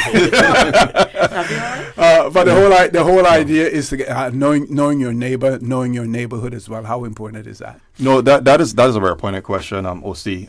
As it relates to the CERT program, what we find that the majority of the volunteers that are actually involved in the CERT program from a district standpoint are usually involved in also the neighborhood watch. So they're very engaged. I, for example, am the chairman for my neighborhood watch for Valley Gardens, and at the end of the day, any new neighbors coming in, we go out to meet them, we get them in the chat group, we speak to them, what their vulnerabilities are, what they're all about, and we get that information. So like I said, it's happening organically because, like I said, a lot of the volunteers from the CERT program are in neighborhood watch at other neighborhood organizations, and they're very active in terms of welcoming neighbors, finding out what they're all about, and then documenting that. And we were going to look to formalize that process a bit more in terms of what's the frequency in terms of updating that information. But like I said, it's kind of happening organically at this stage, and that's, like I said, that's the true importance and how integral the CERT program really is, because we live in the neighborhoods, we know the people, and we can engage them in a more timely basis than anybody else can. Okay. We're going to go back over to Mr. Smith, because asset management came on. They're the big umbrella for all of this as well, and we want to make sure that we are covering everything that you want to cover as well. Anything that we may have missed out, let's get to all the points, and all of you feel free to chime in whenever you want. Don't wait for me to prompt you as well. Yeah, thanks, OC. Yes, we're trying to really promote a culture of readiness, not just for hurricane season, but throughout the year, really, with hazard management. And so our educational program, we go into schools and we talk through them about, for example, earthquake preparedness. And March this year, we did quite a large exercise, and this is called Carib Wave, and we involved 11,000 school children in that. The children absolutely loved it. They got to practice all their earthquake drills, followed by their tsunami drills. And also that then gives the parents confidence that there are robust plans in place in all the schools. The school plans are sent to HMCI for checking and fine-tuning, really, to make sure that they're going to be workable, and they actually practice those plans on a regular basis in all the schools. And that should really reassure the parents that the children are in safe hands there. So if we do have an earthquake or a tsunami or a sudden onset incident, that please don't think you need to get into your vehicle and drive to the school, because all you'll be doing then is really congesting the roads. You'll become part of another traffic jam, which is obstructing the emergency services, and potentially putting yourself in danger if you're going down coastal roads to get to the schools when a tsunami warning's in place. So we'd say they are in safe. They've got tried and tested plans in place, and you can be assured that they're safe. Mm-hmm. And the children are very good at the messaging that we give out, such as in terms of an earthquake, the drop, cover, hold message has gone across really well to the children, and we're hoping that will now spread to the parents to take the same message. Mm-hmm. And just on the subject of children, Richard, reminds me that we need to, if you are relocating to a shelter, that you need to ensure that you've packed some, old-fashioned toys. So, puzzles, cards, crayons, reading books, knitting, whatever, and not just for the children but for the adults too. Mm-hmm, mm-hmm. And something that we're looking at doing in all of the shelters from the mental health perspective is sort of having packs of sensory toys and gadgets. So if someone is very agitated, very restless, and not feeling comfortable, that we can hand these out. We can give them to help relieve some of that fear, that anxiety, and help to make them feel calmer. So that's something very important. But, even in your homes, ensure that, the children have those things in their backpacks so they can rely on, because power can go out, as we said earlier. Mm-hmm. But on that, before I forget, I want to say also that, so the line would be up and running 24/7 in the event of a situation. However, because we are a very small but mighty band of volunteers, we would look to our colleagues in the Cayman Islands Psychological Association, organisation headed by Dr. Shannon Seymour, who is actually part of the mental health EST. So really delighted to have her on board. But we would be asking them if they could help man the helpline for us as well. And I'm also very pleased to say that as of this year too, we have frontline chaplains as part of our crew. So they would be mostly there in the aftermath of a storm, right? To assist. They're trained in stress management, stress injuries, traumas, loss, depression, domestic violence, disaster preparedness, the whole gamut. So we would reach out to Pastor Winslow Johnson to help activate his team of 35 volunteers. And that's probably something that we would even liaise with through Daniel and the CERT, right? So if there was any extra assistance needed, we've got then. So, we're slowly but surely, gaining a lot of traction, a lot of support. And it's all about ensuring that people are prepared mentally. Okay. Daniel, before we go to the next commercial break, I want to give you an opportunity for some closing comments, and I'll assume that the rest of you are going to stay with us until 2 o'clock. Daniel? Yeah, just some closing comments. Like I said in the break, one of the situations where we really find that the CERT is really shine, and I said in the break, obviously, you have older persons or persons with mental disabilities or early stages of dementia. You go, you do your pre-assessment. So you go to the home, and and you say, well, look, you probably shouldn't be here. You probably should go to a shelter and what have you. And we find that when you have the CERTs actually taking on that responsibility, it's a familiar face. It's a sense of comfort. Mm-hmm. And we found situations where we had people say, I'm not leaving my home. I don't know. They're gonna take my home after the storm if I leave my home. But for a CERT to go there, that's part of the neighborhood and say, oh yeah, I know you have, I trust you. And if you said it's okay to go to the shelter, I'm going to go because that's the best thing to do. And like I said, that's where the CERT program really shines and working with hazard management and also the mental guys with Dympna. And as we continue to grow the CERT program, like Richard said, we've done some training. We did some targeted training and bringing on some additional CERTs. But we're going to definitely do a roadshow after the hurricane season, just to get out more informational sessions, more engagement. We're doing it organically now, but we're going to formalize it a bit more, and then we'll take that opportunity to bring on additional CERTs in terms of training them up, because it's quite an effort in terms of training them. So we want to retain them, and that's what I discussed in terms of putting the council together. They're more engaged. We're meeting on a quarterly basis from a council standpoint. We're meeting on a monthly basis from the respective districts and leads. They're doing some of their own ad hoc training, and then we do formal training with them also. So it's that constant contact, that constant education that's really keeping them in place, and we hope to retain those retention levels, because it's quite an investment for hazard management and other government organizations to really train us up, and we want to retain those persons as best as we can. And I think we have a strategic plan to do that now. Yeah. Excellent. Well, thank you very much for being here, and thanks, for what you and your CERT teams, do as well to help to keep the people of the Cayman Islands safe. All volunteer, so it shows your commitment and your colleagues' commitment to the Cayman Islands and the people of the Cayman Islands as well. And thank you very much for your service. And thank you, Osi, for having us. Like I said, at the end of the day, I'm very passionate about this and always willing to come back on at any time to talk about all things, sir. Great. Ms. Susan, we're going to take that commercial break now, if it's okay with you.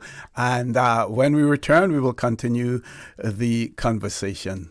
Please stay tuned. Talk Today. We'll be back shortly.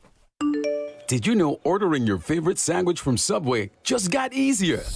Yeah, picture this. No more waiting in line. No more fussing with cash. Just the delicious taste of Subway at your fingertips. With our new app, ordering your go-to sub is as easy as a few taps on your phone. Plus, receive exclusive deals and earn loyalty points with every purchase made on the app. Download the new Subway app today and get ready to ditch the lines and drive straight into your flavor. Visit the App Store or Google Play Store on your mobile phone and search for Subway Cayman Islands. Subway. Eat fresh.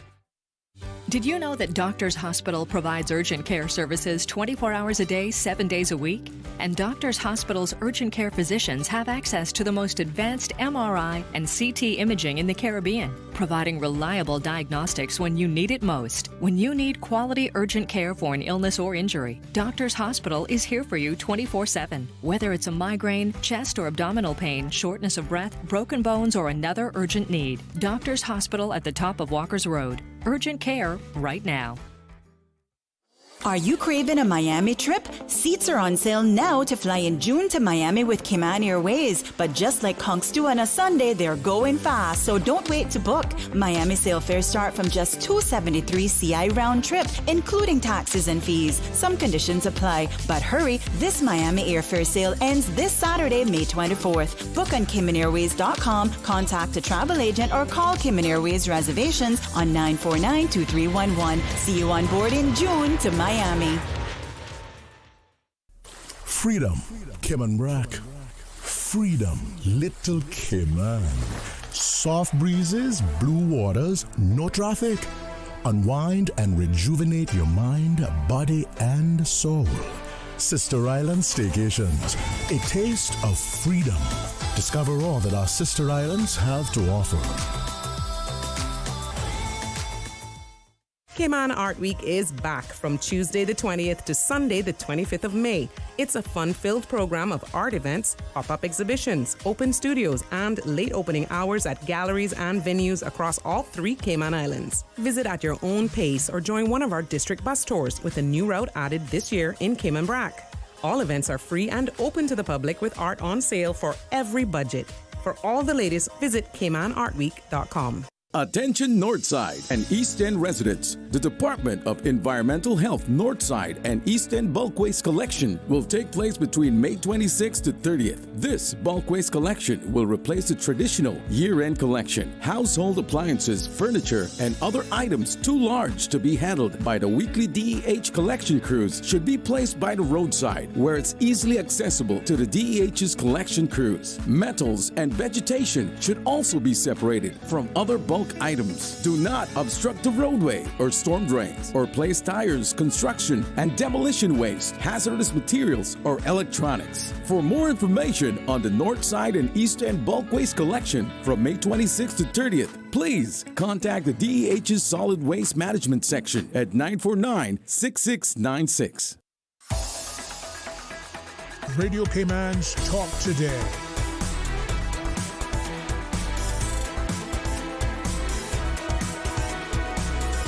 What is on your mind, Cayman? Good afternoon and welcome back to Talk Today. I'm your guest host, Orrett Connor, and we're talking about Hurricane Preparedness Month. That conversation will continue with Ms. Dympna Carton from Caymind, and the Health Services Authority. Mr. Daniel Reid of CERT, he had to leave because of another meeting. And of course, he represents the CERT team for the District of Bodden Town. Mr. Richard Smith from Hazard Management, Cayman Islands. And of course, we have Mr. Kerry Powery from Cayman Islands Weather Service as well. So we're going to wrap up and get into our key messages and everything else. And we're going to shift and start again with the weather. And because that is what everyone is going to be relying on first. What's happening, where, when, how strong? Yeah, thanks, Rosie. Mr. Kerry? Again, the predictions have recently come out. NOAA was the last one to set out their predictions, and that was issued yesterday. Right? Again, they're hinting at a above average situation. So the NOAA's, or National Hurricane Center, is predicting 13 to 19 named storms, 6 to 8 hurricanes, and 3 to 5 major hurricanes. Again, it's a matter of being prepared, and prepared gives way to less anxiety if you prepared accordingly and you initiate activities based on your plan, having the right information. We mentioned before in the previous segment that we have social media meteorologists and weather information coming from everywhere. So you have to be careful of the information you're ingesting. You could use whatever information you feel comfortable, but just make sure it's current, relevant, and you verify with local official sources to confirm what they're saying. Again, their aim might be slightly different from ours. The National Weather Service has the responsibility to advise government, and our advice then triggers certain activities, and perhaps shutting down of schools, shutting down of public sector, that type of thing. So our decision is relied on heavily. So we try this as best as we can to provide as detailed a forecast as possible. So relying on official sources to essentially trigger your action plans to begin taking action in preparedness to, again, mitigate some of the anxiety that the hurricane season brings in. And again, having a plan, not just on the onset, but also post.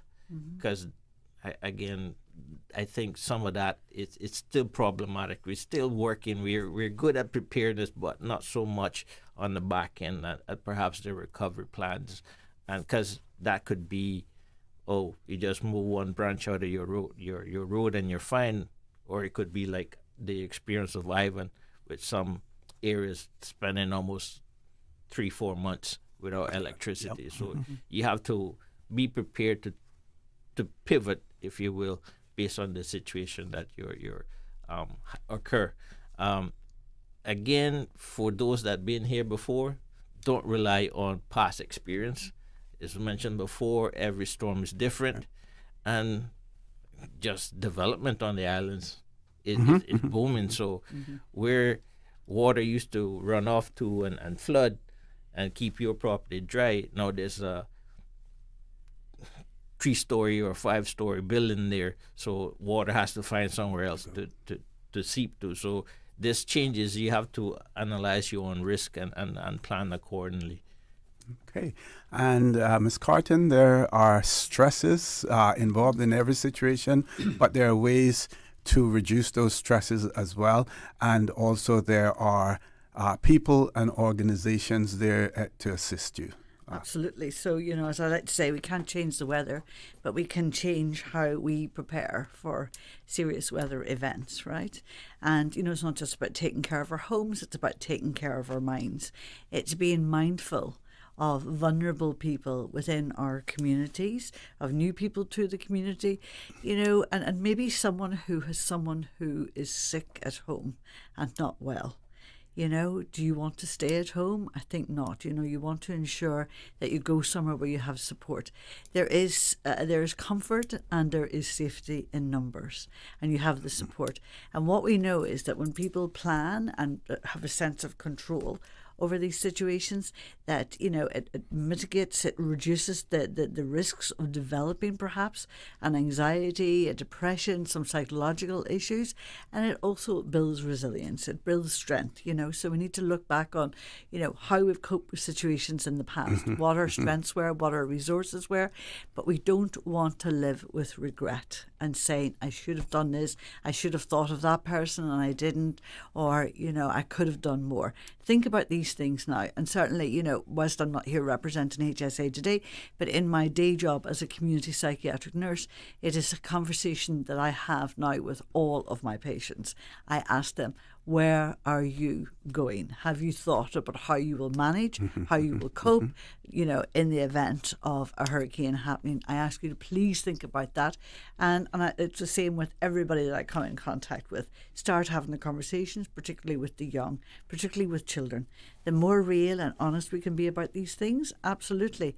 We're harnessing that strength within the young people, and that's a resource for more generations to come, right? Because that's resilience building. Yes. But in the event of anything happening, Caymind, the mental health helpline of the Cayman Islands, will be up and running concurrent with the event. Okay, let's give them that number as well, that 1-800 number. 1-800-534-6463. 1-800-534-6463. We're there. No problem is too big, nothing is too small. If you just need to talk, if you're feeling anxious, you're worried about something, you don't know where to turn to or who to turn to, that's Caymind. So please remember, we will be there. And otherwise, we're there Monday to Friday, 9 to 5. Monday to Friday, 6 p.m. to 11 p.m. During weekdays, and that's every week. And Richard, hazard management, Cayman Islands, overall responsibility, for all of these issues as well. Over to you. Yes, thank you. So hazard management are trying to build a culture of readiness, not just for today, but for every day, really. We're coming into the hurricane season now. The residents are reminded really to check their supplies in advance. Please don't leave it till the last minute when we've got a hurricane approaching and have a last-minute trolley dash around the supermarkets. Much better to start now and slowly build up your hurricane supplies, so you've got all the food and the water and the medicines. You might need to order some repeat prescriptions in advance, so you have medicines in. And as Dympna was saying about keeping the family occupied, some nice games for the children, old-fashioned jigsaws and books, and things that don't involve power, because they may not have power there. And don't forget the family pets as well. Pets are a big part of our families, and nobody wants to leave their pets behind. So do think ahead about food for your pets during a hurricane. And also, if you do need to use any of the public shelters, then there are only 2 of those that accept pets, and they accept cats or dogs. So that's the Clifton Hunter and the John Gray High School. You can take your pets along. If you're not sure about the location of the shelters, you can go onto our website, which is Cayman Prepared, and the location of the shelters is there. And each Saturday you will be at a local hardware store? Yes, local hardware stores on Saturday mornings, and we're giving out advice in terms of how to stock up and the type of goods to stock up for the hurricane season. Also giving advice on things like grab bags as well. So should you have to leave your property very quickly for any type of emergency, we encourage you to have a grab bag of important things that you may need in there. And that can be documents, for example. We would recommend everyone keeps their really important documents in waterproof containers just in case. And should they photocopy any of those if they possibly can as well, and keep them in separate locations? That's a very good idea, yes, if they can copy those. But the waterproof Ziploc bags are ideal, and things like insurance policies and birth certificates, passports and insurance documents, the type of documents that aren't easily replaceable. So if you're in a profession here on the island, things like your professional qualifications and university certificates, very, very difficult to replace. And so those type of documents we keep to one side. But should you need to leave your house in a hurry, we don't want you to have to go around to try and find keys and documents and clothing and things you may need. So we encourage people to just think about, if they had to leave the house very quickly for a fire or a flood or a hurricane, what would they most want to take with them? And just put those items in a bag, leave it handy in the house, or you can leave it in the car, and they've got them ready at all times then, just to go at short notice. Excellent, excellent. We still have about 2 minutes left. If anyone has anything else that they want to ensure that we get across before we leave. Yeah, I just want to give a shout out to the volunteers who run the helpline with me. We could not do it without them. I can't name them because it is a confidential, Yes. and that's for to ensure the confidentiality of the caller. But also, I think that perhaps people don't want to know if OC's manning the line, they might think, I'm not comfortable speaking because I know you or whatever. But I just want to say sincerely thank them so much. We will be doing another recruitment drive. We also, we work in collaboration with the Kids Helpline. We do our trainings with them.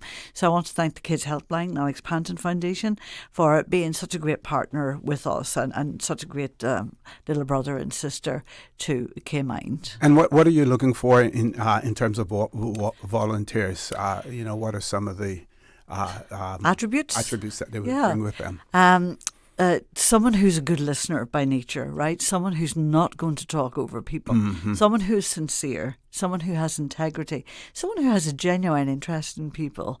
Because it is, you need to be interested in people to really care about people. Someone who can keep confidentiality. I would say a sense of humour is also very important, right? Because sometimes, we think about these helplines are full of sadness, and ultimately, one of the aims of Caymind is to reduce death by suicide in the Cayman Islands. But we also get people who will ring in who are very frustrated, very distraught about something, but by the end of the conversation with the trained volunteer, they're laughing, they're joking, and they're able to make jokes. We don't offer an email or a text service, but I had to laugh myself the other day when I received an email to the Caymind email address, and it was it was addressed to dear old fart. So I think that's how their email address was a very strange email address as well. But anyway, so it is really important to have a sense of humour and someone who can take commitment seriously and someone who's genuinely interested in the people and the community of the Cayman Islands. And I'm very fortunate to say that our volunteers are actually, we have Caymanians and we have some people who are are here on work permits, and they're a really great set of people. So, Mr. Power, are we going to get any rain this weekend? Not likely. Spotted showers maybe early in the morning, maybe more so for the sister islands. Excellent. Well, thank all of you for being here, making yourselves available, and dispensing such important information to our listeners and our viewers as well. Folks, we're going to our headline news at 2 o'clock. When we return, the phone lines will be open for about 20-25 minutes for you to get engaged in other subjects if you so wish as well. So don't change that dial. Please stay tuned. Talk Today. We'll be back shortly. From Radio Cayman's newsroom, this is Headlines. The headline news is brought to you by Kirk Market. I'm April Cummings with your latest headlines. A 35-year-old West Bay man has been charged with attempted armed robbery along with firearm and ammunition offenses. It follows a struggle with a security guard at a Marquee Plaza restaurant on May 10th. Police located the wounded suspect after he fled the scene in a vehicle. He appeared in court on Wednesday and is due to appear again on May 30th. In international headlines, a federal judge today blocked the Trump administration from cutting off Harvard's enrollment of foreign students, an action the Ivy League school decried as unconstitutional retaliation for defying the White House's political demands. In a lawsuit filed earlier today in a Boston federal court, Harvard said the government's action violates the First Amendment and would have a, quote, immediate and devastating effect for Harvard and more than 7,000 visa holders. Harvard's suit says that with a stroke of a pen, the government has sought to erase a quarter of its student body, international students who contribute significantly to the university and its mission. Harvard says without its international students, Harvard is not Harvard. The temporary restraining order was granted by U.S. District Judge Alison Burroughs. Today marks Bermuda Day. Residents on the overseas British territory are celebrating the official start of swim season as ocean and air temperatures rise. It is also the day when Bermuda shorts become acceptable business attire. Premier David Burt highlighted the island's culture and innovation, with King Charles adding that he cherishes the strong ties between the UK and Bermuda and praises its efforts to combat climate change. Those are your headlines. I'm April Cummings. www.radiocayman.gov.ky. Check out our social media pages: Facebook, YouTube, X, formerly Twitter, Radio Cayman Headline News.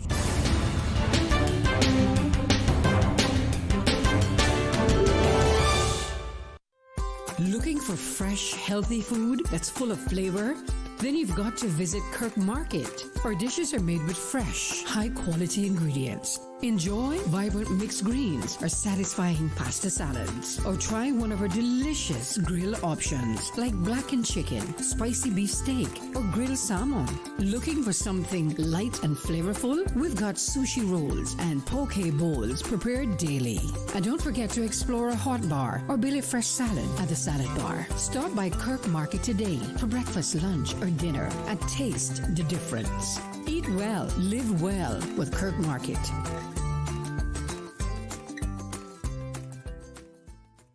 Radio Cayman, maintaining the innovation.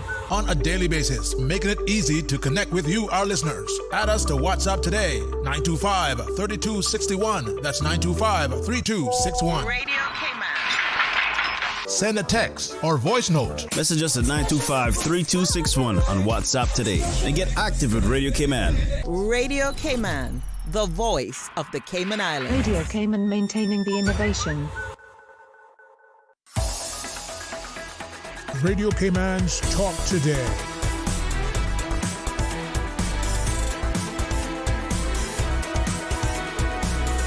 What is on your mind, Cayman? Good afternoon and welcome back to Talk Today. We have about 25 minutes left to go in the show this afternoon. I am your guest host, Orrett Connor. The phone lines are open. Anything that you want to talk about that's fit to be spoken about on the air, our toll-free number provided courtesy of Flow. That number, 1-800-534-8255. You can also call us on 949-8037, 949-6990. WhatsApp number, 925-3261. Specifically, what I'd like to hear from you about is the government's decision, the Cabinet of the Cayman Islands government's decision approving drafting instructions to introduce immigration term limits for non-Caymanians working within the civil service, with an implementation date targeted for the 1st of January 2026. Of course, the decision, the Deputy Governor points out, the Honourable Franz Manson, that the decision follows extensive consultation of employers and employees within the civil service in 2024 and detailed statistical and policy analysis of the implications of such a policy. Of course, we will have the pundits out there. We will have the armchair quarterbacks as well. And some will put their names forward. Some will remain anonymous, like an article on Cayman News Service, supposedly Cayman Anon rights. Caymanian civil servants urged to rethink policy, and I will read part of this and comment as I go as well. Cayman Anon writes, as a Caymanian and a senior member of the civil service, I write with deep concern regarding the government's recently approved term limit policy for expatriate civil servants set to take effect in 2026. While the policy's intention to prioritize Caymanians in public service is understandable, its implementation risks undermining the very systems we worked so hard to build. Well, first of all, who should know that better than the Deputy Governor and his staff about the civil service that they have worked so hard to build, and who would know the weaknesses in those systems and whether or not they're working efficiently enough to ensure that Caymanians are protected. I would say, irrespective of this writer being within the civil service and a senior member of the civil service, unless you're in the portfolio of the civil service and no more than you're saying here, you haven't provided any data, any concrete evidence of what you say as well. But I will take you on a little bit more, hopefully in this show, and if not, on another show as well. But we're going to accommodate a caller at this point in time. Caller, good afternoon. Welcome to Talk Today. Hello, how are you? I'm fine. How are you? Not too bad. I don't have very much to say in regards, but I just want to say that there will be a lot of marriages between now and 2026. Some of that could be. This could trigger some of that, as well, quite possibly. I think 2026 is too long. That should have been a Christmas present to all of us, since everybody is so eager to have immigration reform, this and reform that, and but we did do some cleaning up. Don't get me wrong. I don't want to interpret anything wrong. But, that could have been a better present, Christmas, not New Year. But anyhow, we see them in the marriages between now and 2026 January. But see, out here on these roads, I faintly heard they're planning on bringing out cameras and breathalyzer for the people who they may stop, I guess, or who may be in an accident. But where are the police officers to wear these cameras, and how vigilant they're going to be out here with these cameras on them? But I'm just saying that, but I don't want you to interject into it. I'm just speaking out. You don't have to add anything to it. Okay. You don't have to add anything to it. I'm just throwing this out there, because, it takes more than a mountain to build a molehill. So we just can't come up and say partial of what's going to be done, but they got to look so deep into things before we come out here and run our mouth, because I just know the answer to the problem on our roads. For an example, with the cruise berthing, they're talking about building a pier for the cruise ships, but they're not going into details what will be needed after this. If this pier was to be built, what will be put on the pier, and so forth and so forth. You understand? And not just a piece of cement up there. Are they going to have certain things on that drive up there for these visitors? And furthermore, will they be covered out of the sun that they hear complaining about? Visitors standing in the sun for so long. Are they going to be in a shade if and when a cruise berthing is being built in the Cayman Islands? Are they going to be protected? You can come out here and run your mouth about something, but you got to go and get your pen and paper. Just like when the people go and build a car, they're not going to build a car without lights. They ain't going to build a car without brakes. You know what I mean? You need to specify everything what a pier would be consist of. Follow me? Mm-hmm. I'm listening. So we come out here and we throw little things out, and everybody gets on their horses like, oh man, this is great. This is great. But what about all the detailing of that they're going to do with a pier or with officers? How many officers do we have to have on our roads? Are they going to do random stops on cars on the road to see who has the license or who has insurance? Are they going to wait until an accident happens? They have their body camera on them to be there, filming what's happening there at that present time. Are they going to be able to stand up in the court if they need these cameras in the court when they have any cases? You know what I mean? Right. I think the body cameras are intended to record the interaction between the police officer and anyone that they encounter. Yes, that and more. And then again, the majority is happening here on our roads. we have one police officer at a scene. I mean, and you don't know what that person may try to do, the officer, or try to run or whatever the case. Where is the backup? Or, stuck on police car behind, backing up the individual. You understand? All that is need to be done too. So nobody can tell you now that every incident on the road, there's 3 and 4 police cars there. If it's drugs, yeah, they're there.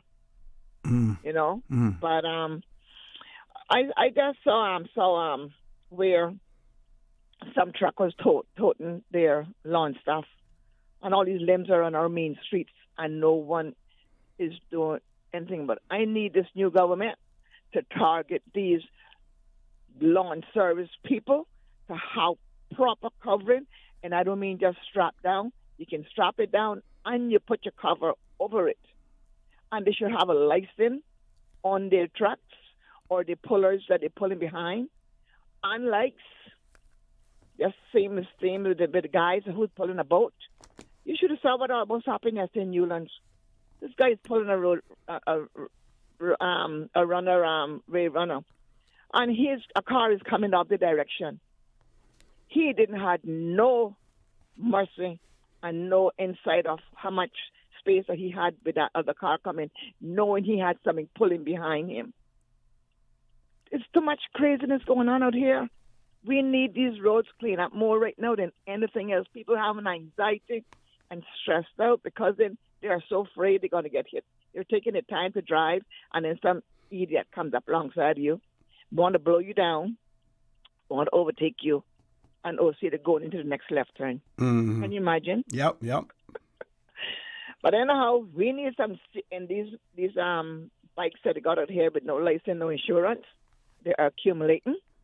They need some sort of law that these guys have a license and insurance to ride these little things, because then when a car hit them, they want to maltreat us as a car driver or a truck driver, and these people are getting off scotch-free, and I pray that they are still alive if they do get hit, and I hope they never get hit. But just how they got the right to use our roads, they should have some protection to protect us instead of we trying to protect them with our insurance, which doesn't cover them. Yep, they need to share in the responsibilities. Yeah. Yes. Anyhow, later but greater. Thank you very much. Have a good weekend as well. We're going to take our last commercial break, folks. Please stay tuned. Talk today. We'll be back shortly. Are you craving a Miami trip? Seats are on sale now to fly in June to Miami with Cayman Airways. But just like Conks do on a Sunday, they're going fast, so don't wait to book. Miami sale fares start from just $273 CI round trip, including taxes and fees. Some conditions apply, but hurry, this Miami airfare sale ends this Saturday, May 24th. Book on CaymanAirways.com, contact a travel agent, or call Cayman Airways reservations on 949-2311. See you on board in June to Miami.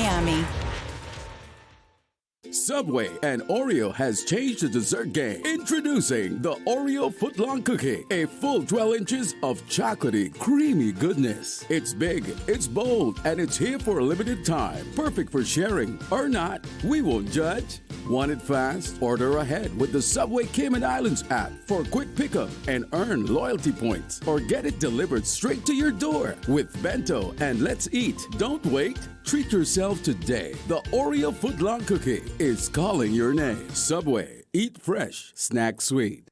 Stay cyber secure with Cayman National. Here are a few tips that will benefit you. Ensure to log out completely when you finish any online banking activities. Be aware of phishing attempts and only click links from trusted sources that are sent from your device through emails and messages. Remember, Cayman National will never ask you for your credentials. If you suspect a fraud attempt or that your account has been compromised, please immediately contact our customer support team at 949-8300. Now, more than ever, supporting your immune system is crucial to helping your body fight off illnesses like the common cold, the flu, and COVID-19. At Valley Med Pharmacy on Walkers Road and in Buttontown, we carry all the essential vitamins and minerals to help support your immune system and improve your overall health. Some of our top immunity support picks are vitamin C, vitamin D, zinc, elderberry, and quercetin, or the popular 7-in-1 immunity support. Our pharmacists are always on hand to help guide you and answer any questions. Visit Valley Med Pharmacy on Walkers Road or Buttontown. Live happy, live healthy with Valley Med Pharmacy. Radio Cayman's Talk Today.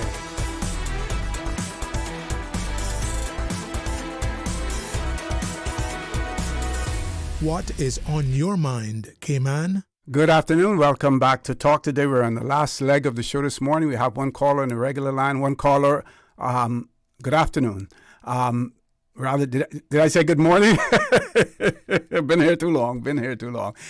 We have two callers. One caller on the regular line. One caller on the WhatsApp line. Let's take the regular line. First caller. Good afternoon. Welcome to Talk Today. Hey, good afternoon, Mr. Connor. Good afternoon. I just wanted to chime in on the discussion there with the announcement from government last evening. I did watch the announcement with Deputy oh my God, I have to get used to his new title, Premier E-Banks and Deputy Governor Mr. Manderson. Mm-hmm. And I watched Mr. Manderson. I caught most of it this morning with you and him there.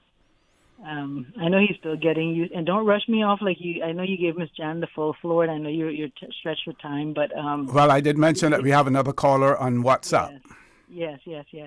But Mr. Manderson did very good with explaining it. I'm glad he decided to come on to the show, and I've been sharing it around for people to catch it so they can get the information from the horse's mouth. I am so glad that the government jumped on this and committed to the campaign promise so soon in their new administration. It just goes to show their commitment and dedication. But what I wasn't too contented with the 9-year period that they've allocated, and I will just wait to see what the draft that they have planned for that to come out and see what that is about. But it all sounds good. I'm glad that they were able to get onto that. I have a concern as I'll be expressing with I know that they're not fully out with the immigration area yet for the private sector or the immigration and the whole of the country, but the rates to family life is another major area that needs rehauling for immigration. So I hope they will look at that too. But I think they're going to do a fairly comprehensive job with immigration by the sounds of it. So I just wanted to call and show my appreciation and express thanks that they got on this so soon. And I think it gives a sense of peace and pleasure, I guess you may want to use that word, to our Caymanians, especially those who's aspiring to remain in the civil service or enter into the civil service, and it gives us a sense of security too. I've already spoken to a number of civil servants, who's so happy with it, and I know Mr. Manderson is very, very passionate about his civil service and making sure it's the world class civil service. So good to kudos to the new administration in achieving this, and we look forward to whatever else they're coming out with to make sure. And one thing I wanted to say, they appeared on another platform yesterday and was very clear with the names of the ministries, and in the ministry for, I'll call it immigration, we see that they made sure to put the word Cayman in there, and that in itself was very, very I want to say it just offered a strong sense of security that this administration is going to look out for Caymanians first and foremost, and if not, we're going to hold them accountable. So thank you very much, and I'll leave you for the other caller because you have 6 minutes for that. Thank you very much, caller, and have a great weekend as well. Let's grab the WhatsApp caller. Caller, good afternoon. Welcome to Talk Today. Caller, good afternoon. Welcome to Talk Today. Good afternoon, Mr. Orrett Connor. Good afternoon, sir. How are you? Okay. Well, I'd just like to say, as a Caymanian, I'm glad to know that we have Premier Andre E-Banks as our Premier. And I do believe that he's serious about helping Caymanians, and especially our young people. and I can feel confident and proud to know that he is the Premier of the Cayman Islands. And anywhere he goes in the world, I'm glad to know that he's representing Cayman as our Premier. Thank you very much. Thank you very much, caller. Thank you very much for those kind words about the Premier as well. So let's go back. Sorry. Oh, we have another caller. Let's grab the caller. Caller, good afternoon. Welcome to Talk Today. Good afternoon to you, Mr. O.C. How are you? I'm well, thank God. For Friday, pretty good. I only just caught the last part of your program, so I don't have a clue what you were talking about. I caught where you started to read some snippets of someone who identified themselves as a senior civil servant. And Okay. I do believe they said Cayman. Yeah, well, actually, we had people from Hazard Management Cayman, as well as representatives from the CERT team, also the Cayman Islands Weather Service and Caymind, talking about hurricane preparedness. And then I went to an article, Cayman News Service, some Cayman Anon writing about the decision to set term limits for non-Caymanian civil servants. Yeah. And I was reading from that and actually critiquing what the person said, but interrupted several times for calls, and I'll have to deal with it on another show. But I want to take them up on these things because, well, first of all, we don't know whether or not this is Cayman Anon or whether or not it is someone within the online newspaper itself presenting themselves as such. I am exceptionally skeptical, about these, and rather than some editor wanting to express their own views but doing it anonymously. Right, and I share that thought with you, which is what triggered my call. In fact, I'll take it a little further if you don't want to say it. We have to bear in mind that there are a few senior civil servants that identify themselves like that and would identify themselves as Caymanian because the law says they're Caymanian. In other words, I would find it extremely hard to think that there are any senior civil servants who are traditional Caymanians who would find any sort of fault with what it is that the government is attempting to do in terms of closing the loophole. I say clap, clap, clap, clap, clap.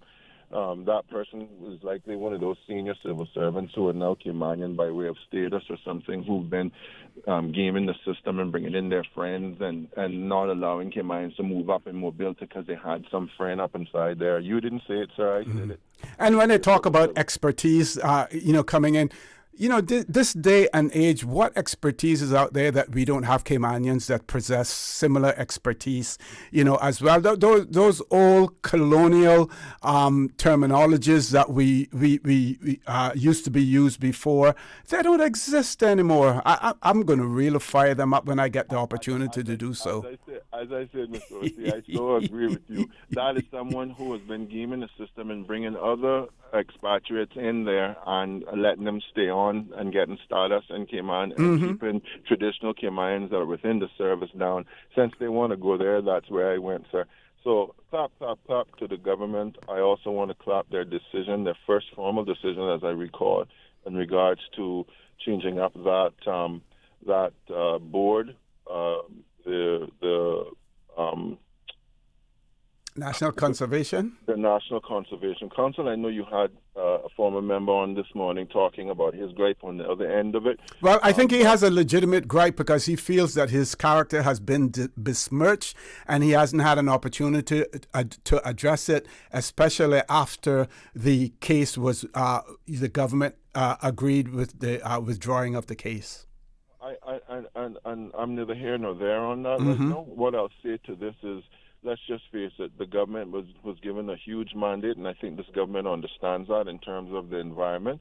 They thought that the makeshift change at the last minute... But when you say, caller, I'm going to interrupt you for a second. When you say a huge mandate, do you really believe that they have been given a mandate? When you look at... Because when you talk about mandates, you talk about the number of votes that you're able to get either for your party or otherwise. I would call it more a responsibility than a mandate. I call it a mandate because if you want to throw the two parties together and the coalition that we call it, there's certainly more votes on one end. But let's talk about the one thing that impacted the environment that was overwhelmingly in favor of retaining our environment the way that we have it now. So from an environmental standpoint, which is what the NCC board concerns itself with, it's quite obvious from anyone with any sort of thinking capacity that the country understands, the people of Cayman, the Caymanian people understand that we have a fragile environment, and we shouldn't be appointing boards that sought to disrupt things like there being a cruise ship dock in the middle of Georgetown. I believe that this government also understands the need for things like a pier, and I wish we would stop really talking about it because the people made it quite clear. But I think they understand that there will probably be a need for a pier. I have every faith that they'll do the proper groundwork and provide the plans and look at other alternative locations. Okay. Caller, we're going to try to grab one more caller before we go off very quickly, please. Yes. Thank you. Just to say, I applaud the government. I love what they did. Thank you for filling that loophole. Thank you. Thank you very much, caller. Last caller on WhatsApp, I believe, but the caller has to be very brief because we had to have a very, very hard stop. WhatsApp caller. Good afternoon. Yes, I just wanted this opportunity to compliment the Premier and the Deputy Governor. I want to voice my appreciation for them coming on and making that announcement about the proposed policy change with immigration, and I appreciate it, and I think they have done the right thing and they have made the right approach to the people of the Cayman Islands. It makes us feel that they really have our back. Yes. And thank them again, and thank you for all you do, sir. Thank you very much, caller, as well. Have a great weekend, folks. Have a great weekend. Thank you, folks. I want to thank all of you who participated, either by listening or by calling in. Apologize that we don't have any more time. We have a hard stop at 2:30. Plus, OC needs a break. I've been here since about 6:30, 6:45 this morning, even though I had a break in between For the Record and Talk Today. But I enjoy every minute of it, and that is why I continue to do it, because I enjoy what I do, and I hope and I trust that I am at least providing you with important information and also a platform for you to have open discussions as well. Have a great weekend. And as usual, we ask the good Lord to bless these three beautiful, wonderful Cayman Islands. Talk Today is brought to you by Subway, open 24 hours in Countryside, Anderson Square in Georgetown, and Centennial Towers in West Bay. And by the Ministry of District Administration. Explore your history, explore your land, explore your sister islands. And Cayman Airways. Call them on 949-2311 to book your nonstop flights to Los Angeles and Panama. And Doctors Hospital. Peace of mind is important when life happens. Doctors Hospital, always there for you. Call 949-6066. Talk Today is also brought to you by Mike's Builders. Call 923-0706. Mike Builders. They make it happen.